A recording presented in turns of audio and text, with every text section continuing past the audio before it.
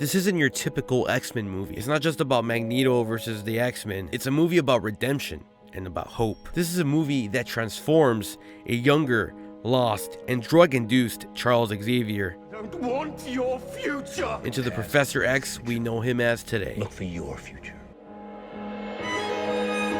X-Men: Days of Future Past.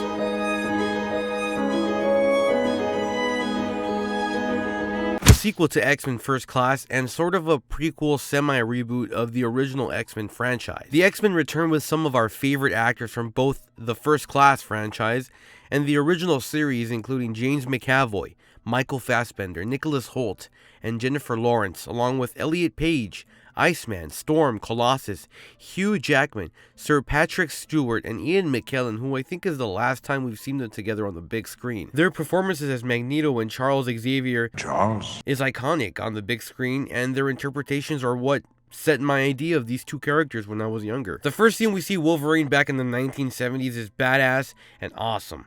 I remember seeing the scene in theaters back in high school and thinking it was so cool. I used to go on YouTube just to rewatch Logan wake up from smashing some mob boss's daughter and then kicking everyone's ass. I mean, just that close-up shot of the lava lamp where the camera goes from horizontal to vertical is awesome. Bryan Singer's interpretation of the X-Men and his casting choices are awesome. I grew up loving the X-Men franchise and still do, but I'm not a big fan of Singer's up actions behind the scenes.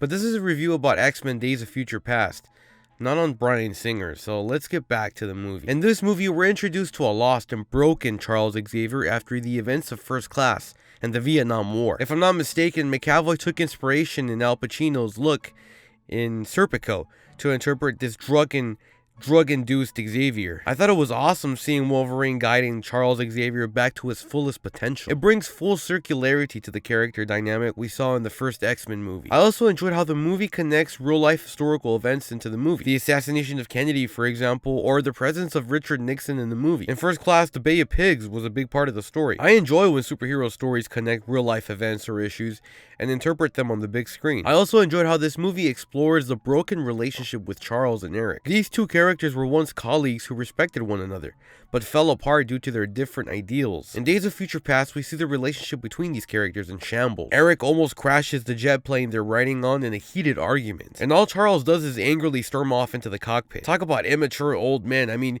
just talk it out. Let it go. Let it go. Talk about great performances though, like wow, these two together are on par with Ian McKellan and Sir Patrick Stewart. Stellar performances. Marvel doesn't need to recast, just hire these guys again. Peter Dinklage was a great casting choice as Trask. I just don't think they used his acting abilities to the fullest. It would have been cool to see him say some witty or wicked shit like Tyrion Lannister, or explore some of the motives behind his actions with his relationship with his mutant daughter. What makes these movies so awesome aren't the mutant powers and action sequences, it's the conflict between the characters and themselves. Eric and Xavier have different ideas on humanity and mutants. Mystique and Magneto have a sort of mentorship relationship, but they don't exactly see eye to eye on some things. Xavier doesn't believe in his own abilities and feels lost and helpless. And Wolverine is haunted by flashbacks, or in this case, flash forwards of his Weapon X past, or future, in this case, I think. And it's why these movies are so entertaining to watch. It's why we're drawn to any story, really. Conflict, characters, relationship. Above all else, this is a movie about redemption and about hope. Logan is sent back in time in hopes of restoring a better future.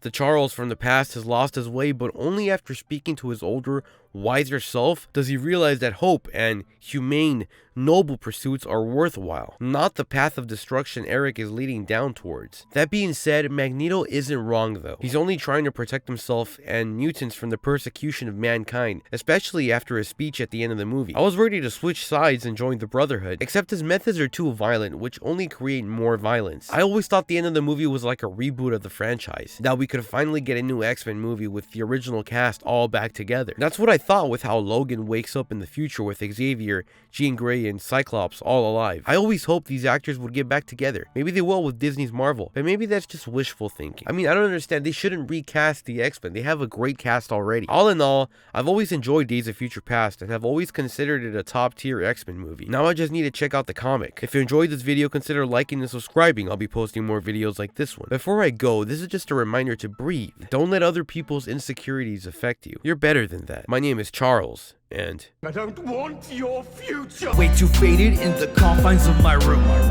No one to talk to, I'm afraid I'll bring my doom. So I chug another bottle just to feel a little good. This shit is temporary, I show up drunk to the monastery. Preacher tells me to confess, and I tell him